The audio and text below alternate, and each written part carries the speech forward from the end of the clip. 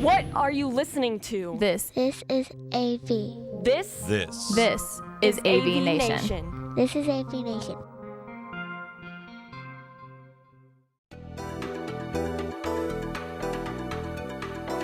Greetings and welcome, everyone, to this episode of AV Nation TV's Connected. I'm your host, David Danto, and I have a co-host to the show. Tim, say hi to everybody, the founder of AV Nation TV. That was it? That was it. I mean, you said hi, so I said hi. Hi, everybody. I'm Tim. Okay, so here's the thing now, right? It's just going to be you're going long, and that's the way it is. The hair is a thing until I decide it's not a thing. I mean, I get my hair. I have a hairstylist touch my hair every 6 weeks. I almost said cut, but about 2 times ago, I was about done with it, and then I did an interview with a young man from Cedia who is about 10 years older than me and has a much more luscious head of hair. And I'm like, nope, if Peter can do it, I can do it. Peter and Maldo and some of the other people. Okay, so let's not get... Maldo's a bit, yeah. Maldo's You're not going to go purple. Okay, no problem. Our guest for this show is our good friend, Steve Koenig. Steve, say hi to everybody. Remind everyone who you are and what you do. Hi, everybody. And Dave, great to be back with you guys. Tim, good to be with you. And I'm Vice President of Research at Consumer Technology Association, the owner and producer of CES. And as we are recording this, we've got another CES coming up, a CES 2024. I'm very privileged to have, I got to point the right side, that side, to have been an Innovation Awards judge again this year. It's my 7th time, which is really nice. First time in a bunch of years, but that's really nice. And we're really trying to figure out what's going on. CES has always been, and I've said this before, so I apologize if anybody's heard it. CES has always been one of the most important, or not the most important conference that I go to every year, not because of anything that I see, but because of the 30,000-foot view I'm able to get for what's really going on, what's happening in history, what's happening in technology, what's happening with the markets moving. And that's one way that we can really kind of figure everything out in the industry. So Steve, I assume this year's not going to be any different. It's just going to be another wild, big show with a lot of trends that you're working on in the background, right? Well, as usual, but before I kind of break down some of the stats, if you like, for the show coming up in a few weeks, I just want to say thanks for helping out with Innovation Awards, David, because this year we had actually a record number of submissions, over 3,000 Innovation Awards submissions. That's a gain of like 40% versus for CES 2023. So thank you for doing an elephantine effort to judge all of those products and so forth. But I appreciate that. And, you know, that's actually a tangent I want to go down just for a second before I let you go through everything. Okay. I have noticed both in the industry and both as a judge, without revealing anything that I can't reveal, that more and more of the innovations are coming from smaller and smaller organizations. The big companies, M&A, they glom onto a brand or a logo, and they buy up the smaller companies, and the innovation sort of peters out and dies. And it's these smaller organizations that come up with things that are really wild and amazing.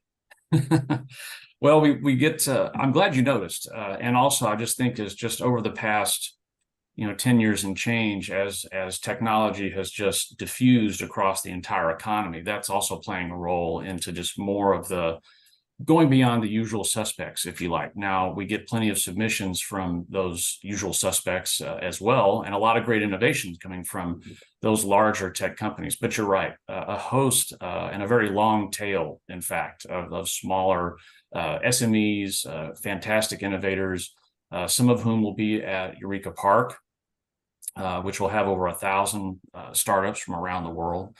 But a little bit about the show. I think we're going to be close to pre-pandemic proportions at CES 2024. It's going to be a fantastic event. We're expecting over 3,500 exhibitors from around the world. I mentioned the 1,000+ startups at Eureka Park. But in terms of attendance, probably over 130,000 trade professionals, again, from over 150 different countries, territories, and other regions.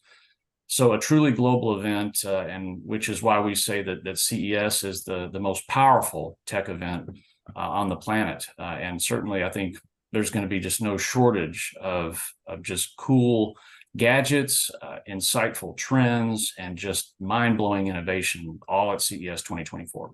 Well, Steve, actually, I want to go down Eureka Park for a second because I made no bones. I had never been to CES before a couple of years ago, and Mr. Danto and you have been after me for years, and I finally got to it, right? And my favorite part, I love big, ginormous displays. Don't misunderstand. I like gadgets. I'm a big headphone junkie, and my kids will tell you I have more headphones and earbuds than I care to admit.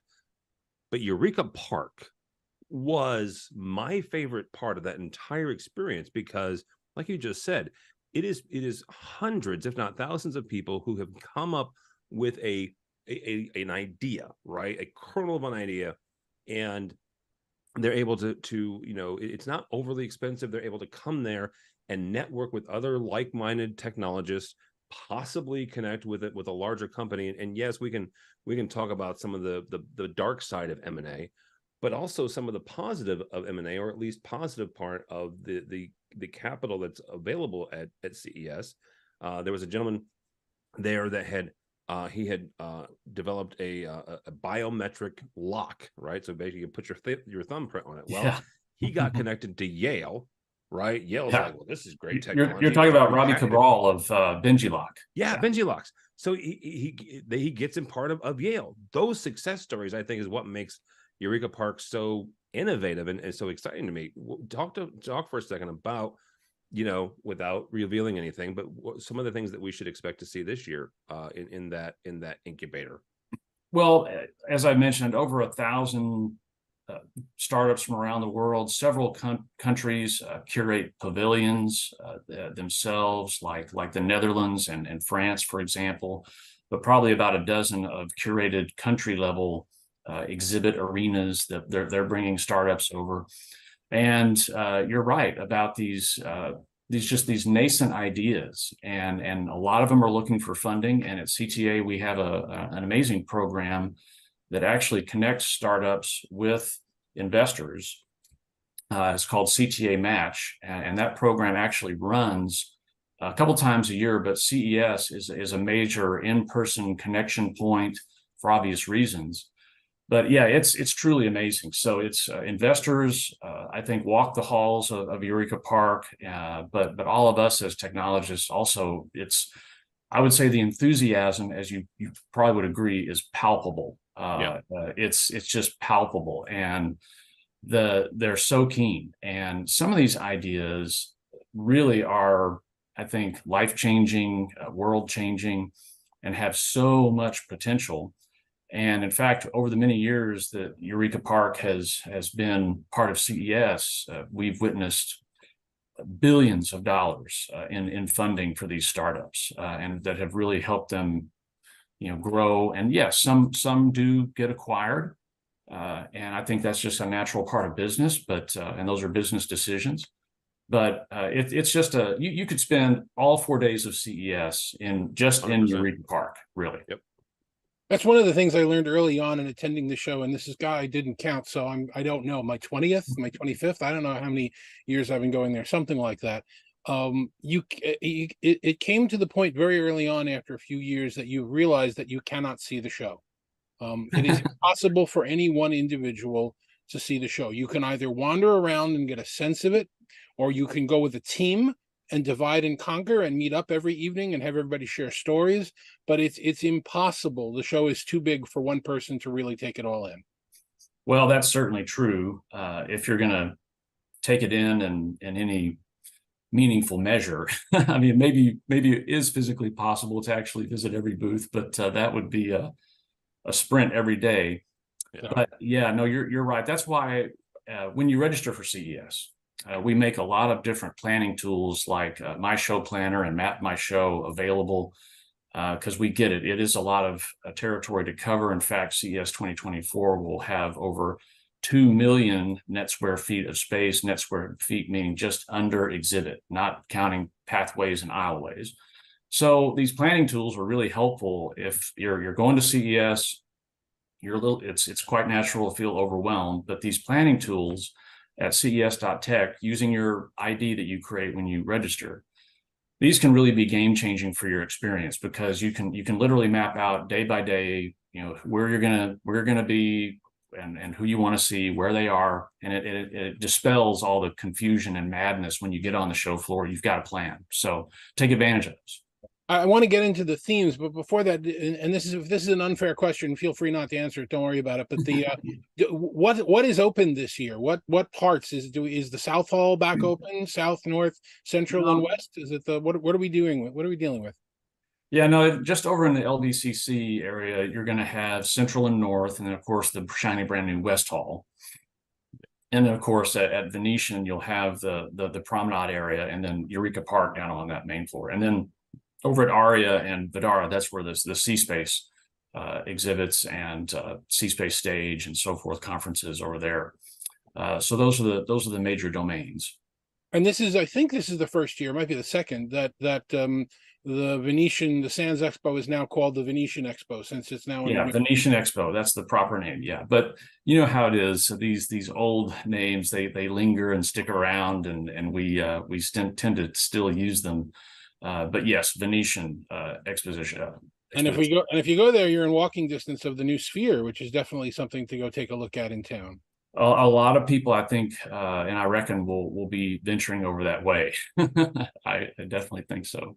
Okay, well, Tim and I will be there in town earlier than that for a digital signage show that's taking place. So we'll get it out of our system early. So what are you highlighting as the top themes for the show this year?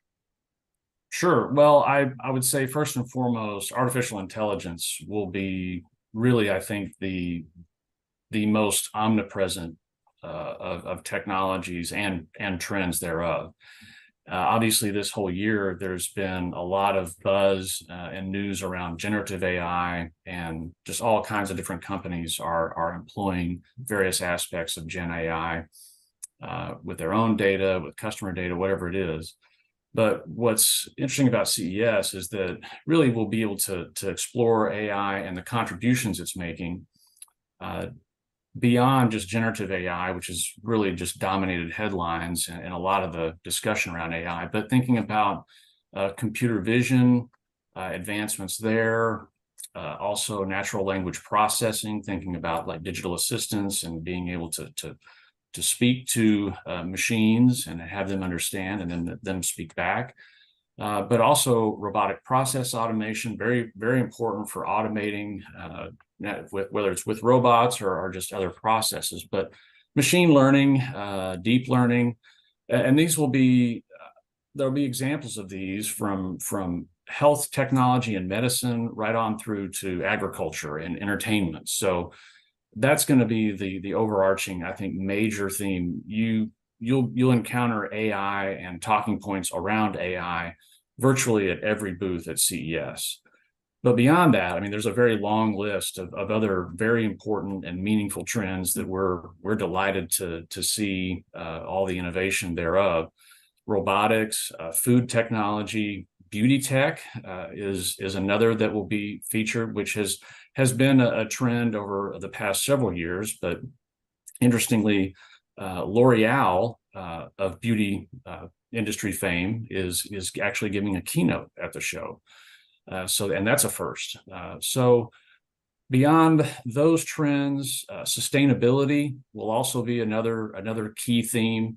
So there's just, and I can go on, but those are some of the big ones I think that we'll be able to see. Food and agriculture tech. I think I mentioned food tech, but we can't forget John Deere and the autonomous tractors and other heavy equipment over in West Hall. Always a showstopper.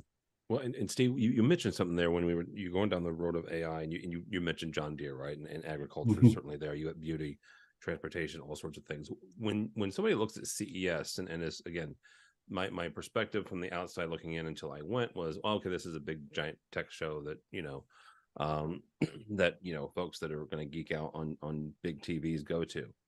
When you're talking to folks, who should go to this? Because it feels like there's a little bit for everybody.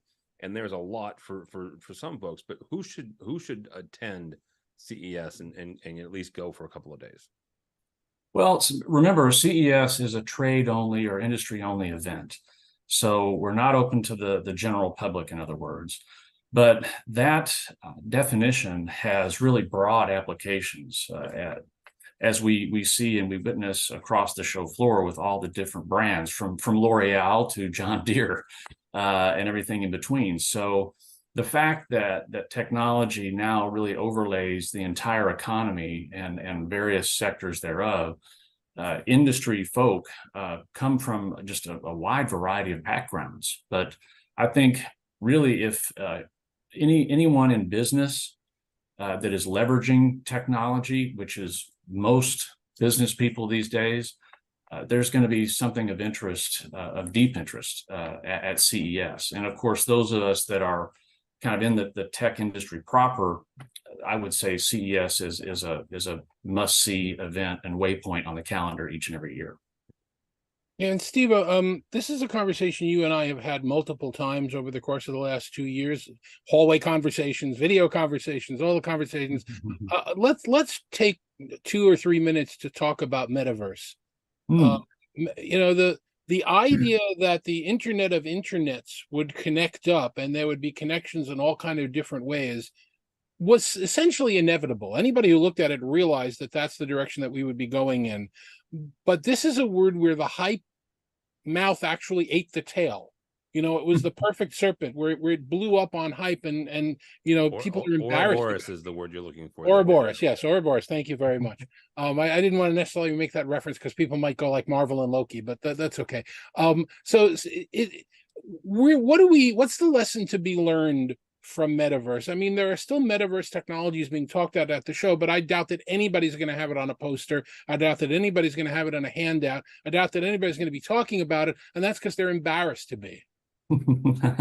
Well, on that point, you might be surprised, but I think you are right that definitely we're over the hype hurdle with metaverse, and I think as I mentioned in my remarks for CES 2023, really there's two chief domains. You've got the consumer and more enterprise, and I think that early on there was a lot of enthusiasm and hype around on the consumer front. And different things that would be happening with virtual worlds and so forth.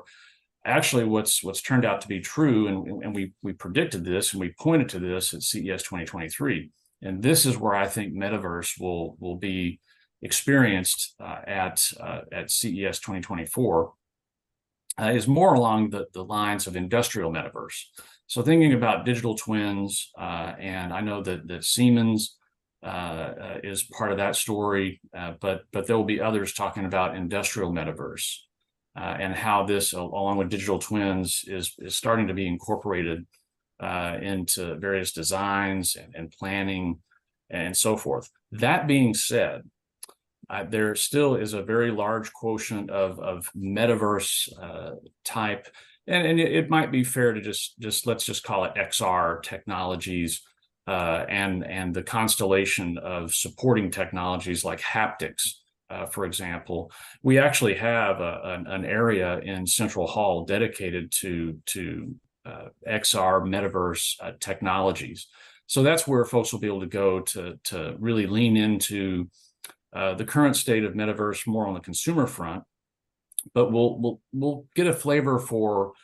I don't think they'll necessarily be saying metaverse potentially, but certainly for some of the things that represent that, like I mentioned with digital twins and how that, along with AI, is being incorporated.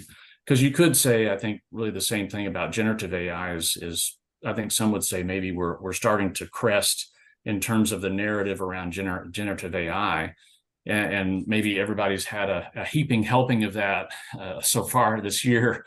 And that's not really that interesting to them. So, but be that as it may, I think AI will be a big topic at the show, as I mentioned. But metaverse, not as big as 23, but still there, and still I think a meaningful trend, just more on the enterprise side than in consumer. Okay. When does a technology start to become so commoditized that you may not see it at the conference anymore, or does that even happen? I mean, I'm thinking about the birth of Betamax and VHS, and we're all now doing digital recordings, which, by the way, are not transportable. So I guess we won and we lost that one at the same time. But the large screen displays, which there's still going to be plenty of this year. In fact, some short throw projection and laser projection, which rival some large screen displays, and the roll up screens and the roll up and roll down. But at what point does it become commoditized? A lot of the big players in displays, aren't even making them anymore because they can't make money on them. So is that a natural trend for everything, or is that only a few things?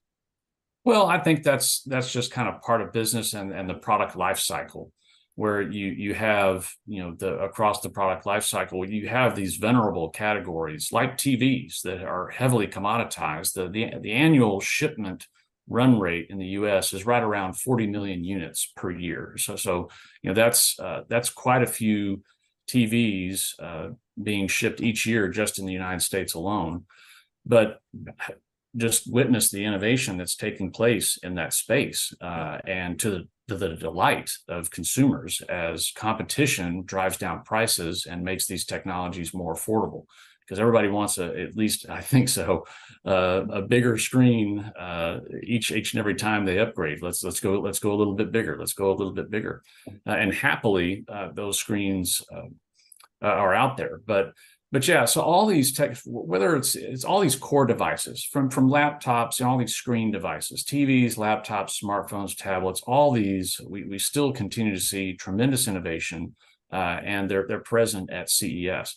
So it may not be the latest, coolest thing, if you like, but there's still a lot of just fascinating innovation that's taking place that are continuing to improve picture quality on TVs. We know about quantum dot and OLED and so forth, but there will be new advances that will make those images on those screens even more lifelike. And we talked about XR earlier.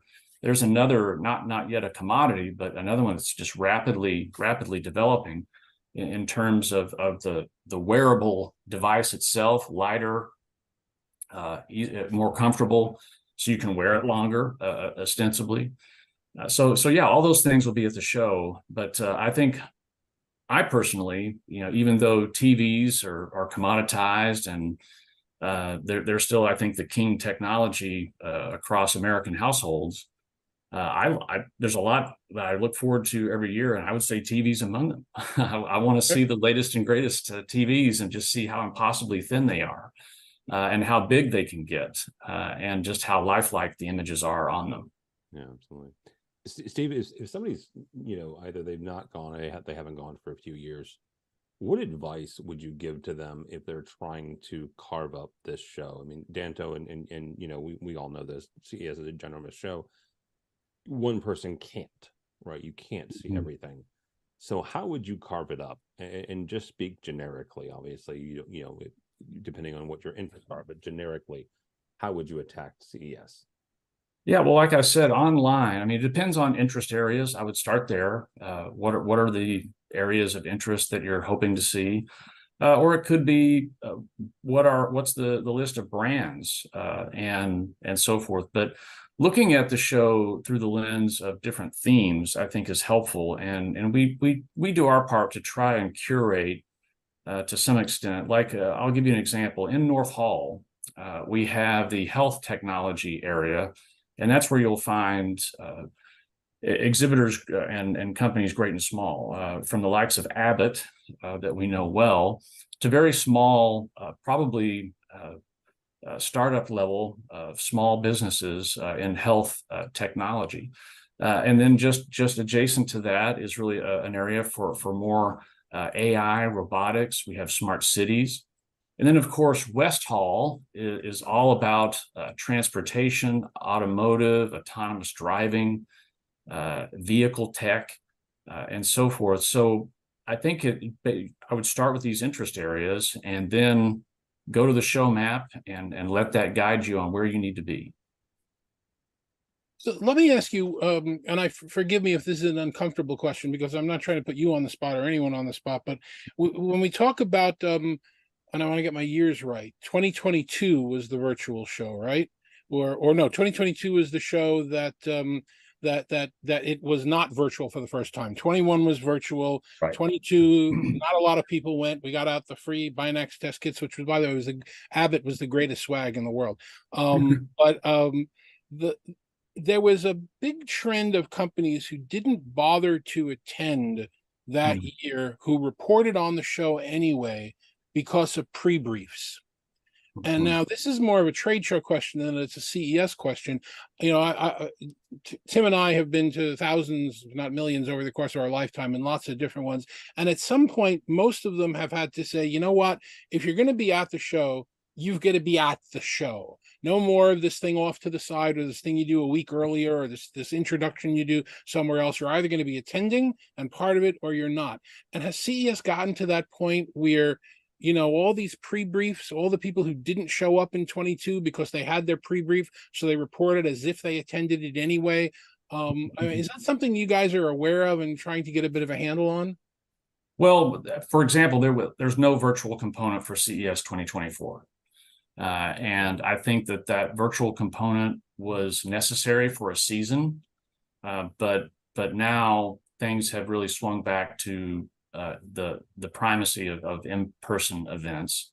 And so, as I mentioned, there is no virtual CES 2024, but companies still will, you know, they make their announcements, and then that may be, you know, right now we're starting to see a rising tide of press releases from different brands that will be exhibiting, previewing, you know, what because they're trying to attract attention, and they want to get on people's plans for the show as they're attending. But yeah, I think that was more of a temporary phenomenon. One other interesting trend that I've noticed, and this is again more, like you said, more of a trade show dynamic than a CES specific dynamic, but there are many booths that still have more of an open format, and there seems to be a growing number, still small, and these tend to be the larger exhibits that are more curated. They have a queue, and I like to. I think it's synonymous to like a haunted house, where you're walking through you know, a specific pathway through the booth and experiencing it in dedicated vignettes, if you like. So we may see a little bit more of that here and there. It's again from larger brands, bigger booths, but several that are still kind of the open dynamic. So that's one thing I think that will be interesting to see, is that the booth design is starting to also change, and brands are starting to be a little bit more curated, maybe in their approach of telling their story at the show. Well, you have to, right? Because, you know, number one, it's an investment. It's an investment in time, obviously, and money. But you've got a different clientele, and that clientele evolves over the years. And you know, Danto mentioned the one in 22, where. Yeah. You had, you know, again, first of all, that was my first time, and you know, David said it was a perfect one to go to because it was less attended, and apparently the restaurants, you know, aren't always open whenever you want at CES, but you have to, because you know, you've got larger brands, but also you have a differentiating of a buyer. Right. I mean, it's, you know, whether that is, you know, the buyer for a convenience store or a large chain, these folks really are departmentalizing, I guess, if I can use a word, what they're looking for. And so what the buyer for Target is looking for is certainly different than what the one for Kohl's is. Yeah, they're both department stores, but they're still, you know, distinctly different audiences. Mm-hmm. Yeah, that's true, and I think you're onto something there. With you know, it is an investment, and I think that brands maybe want to have more of a tailored and kind of guided experience to communicate their key messages. But at the same time, there's plenty of kind of choose your own adventure type booths and so forth. And the other thing I love about CES is that you have these tremendous, I mean, talking about investments, I mean, millions of dollars spent on these experiences, huge brand presence, whether it's indoors or outdoors. But then you also have just these small companies with a 10 by 10 booth, and they still have some amazing tech, an amazing experience. Yeah, maybe there's not, big colorful lights and a stage with performers like we've sometimes seen at the show, but it's still at its heart. It's just such incredible innovation. Some of it has more window dressing than others, but at its heart, it's still just raw technology innovation that is just so game changing and cool. But yeah, it's going to be neat to see. Again, whether you're at Tech East or Tech West, there's going to be a ton of innovation to see. So it was 22 where Tom Holland showed up. So that was the window dressing there. So. Yeah. Over the years, I mean, I've seen private Huey Lewis on the news while he was still performing. We had some private showings of theirs, and some amazing experiences that I've had at CES that I would never have anywhere else. So I do appreciate that. And we do need to comment about the fact that just as we're recording this now, the deluge of press and analyst emails is just starting. We're starting to get 3, 4, 5 a day. As we get through December, close to Christmas, it's going to be something like 50, 60, 70 a day. We still get a few during the show. And then there are the 3 or 4 we get when the show's over, which I always reply saying, look, if you want me to see that, we need a seance. So it just expect the emails to come through if you're registered. Steve, give us the logistics as a sort of a wrap up here as a last question. If anybody wants to attend the show, where do they go? Where is it taking place? What are the dates? How do they find out? Yes, no problem. Yeah, well, so basically to register, you would go to ces.tech/register. And the show will be the 9th to the 12th, 9th, 10th, 11th, and 12th. It's a Tuesday through Friday event. And so a lot of people like that. It's all during the work week, not overlapping the weekend. Yeah, and get registered because I think the price goes up soon. But much success. And again, those planning tools are there that I mentioned before. So take advantage of those because they can really, really, I think, boost your CES experience because you'll attend the show with a plan in hand. And from the bottom of my heart, thank you again for the few years where you start CES not right after New Year's, where there's a little bit of a break, because that makes life a lot easier for everybody. That's why they did it, Danto, because it makes your life easier. No, I'm sure that's not why they did it. That's probably the show dates change. The show dates change from year to year, and last year was a little early. But yes, this is, I think, one that's more of a happy medium between later and earlier. So it should be pretty manageable. And like I said, everybody likes it when the show is contained during the work week and not like fully overlapping the weekend or even starting on the weekend. Yeah, well, you get some of the press conferences taking place on that Sunday and Monday. Right. And, yes, this is true. This is true on those 2 media days. But absolutely, I mean, the biggest prayer that I'm hoping for is nothing to do with CS. I hope they've taken down all the F1 gates.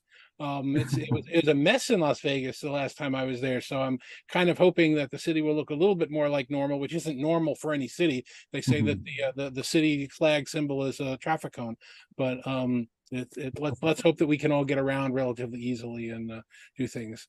Well, CES has a lot of transportation options, and those options can also be seen and reviewed and so forth at ces.tech, whether it's our shuttle buses from hotels that take you to different show venues, or the Venetian Express that goes back, or we have the new Teslas in the tunnel, the Vegas Loop, and that's another great way to get between venues, at least I think from Central Hall environs over to West Hall. Very, very convenient and quick. It just puts you on the far side of West, which is not that big. That way you can work your way back. Yeah, absolutely. It's something I used last year, and it was very convenient. And one bit of advice that I'll give from a personal standpoint, having attended the show so many times before, when you plan out what you're going to be doing for the days that you're there. Try and make your plan so that you're not spending the middle of the day in the transportation. No matter how good it is, don't plan on going to Hall A and then transport to Hall B and then transport to Hall A or Hall C, because that's, spend a day, at the convention center, spend a day at the Venetian, spend a day wherever you're going to be. Try and avoid getting stuck in the middle of traffic, because even with the best shuttles and transportation, it's a schlep and you're wasting a lot of time. Yeah, and obviously the Las Vegas taxis are omnipresent everywhere, but for me, I've had a lot of success with Uber and Lyft as well. And we have dedicated pickup points around the show for that, so that makes it usually easy and convenient. But you're right, David.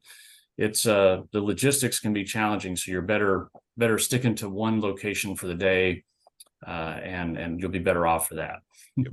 Tim, any last words from you before we close this out? No, I mean, I would, again, I'm heading in this year. We're bringing Patrick along from our team, who's been not as many times as David, but still quite a few. So I'm looking forward to having that experience as well. Let's have you and I, and maybe we can get a hold of some of the other influencers in the space, get together and do a show from there. Yep. We can figure out the logistics and get a room, and maybe we can even get Evan Christel and some of the other guys to come along if they're at the show this year and talk about what they've seen. I like it. Steve, thanks very much. If anybody wants to reach out to you, wants any more information from you, or just wants to reach out to you personally, how would you suggest they get in touch? Yeah, email is just skoenig@cta.tech. Happy to answer any questions. And again, to get more information about CES, it's ces.tech. And ces.tech/register to get signed up for CES. We'll see you there. Steve, always a pleasure. Thank you so much for giving everybody the preview, what to look for this year and what to think about at the show. And we will hopefully see you soon.